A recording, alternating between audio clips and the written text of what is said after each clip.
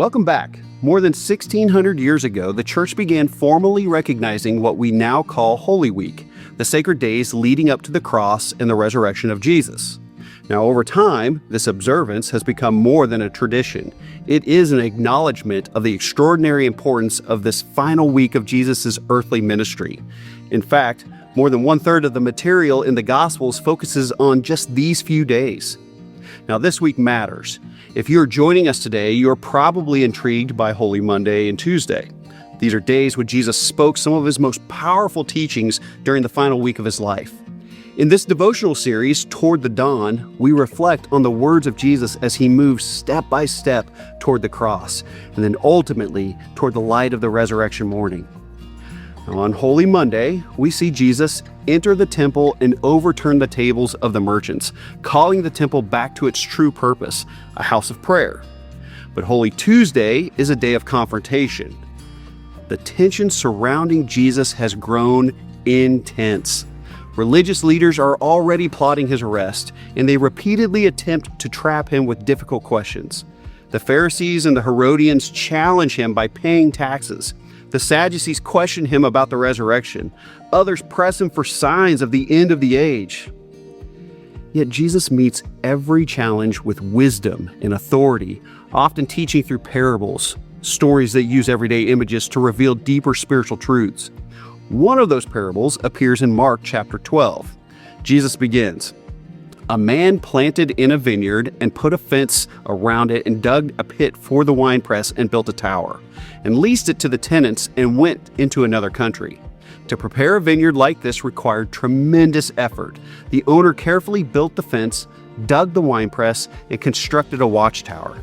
Everything was arranged so the vineyard could produce fruit.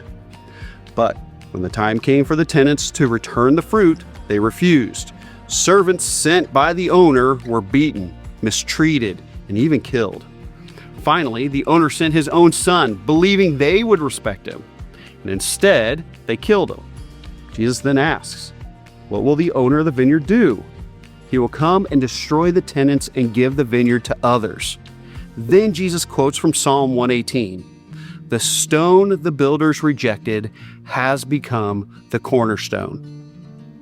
Now, the religious leaders immediately understood what Jesus meant.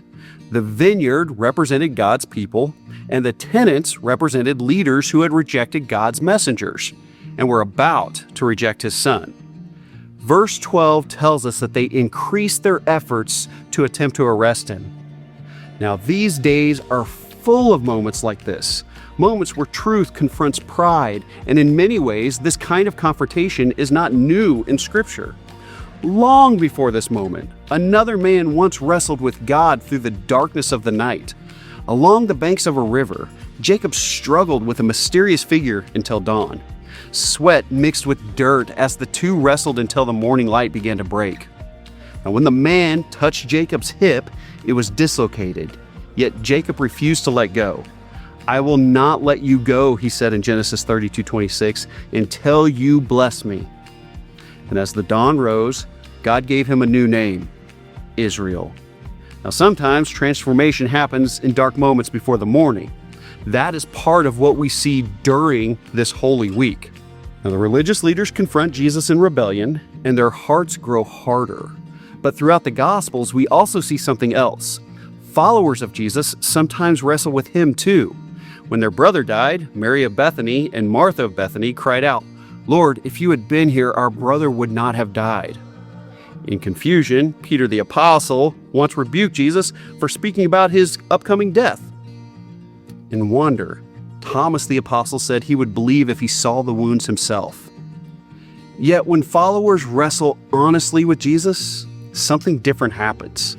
He does not reject them. Sometimes he corrects them, sometimes he comforts them, and sometimes he even weeps with them.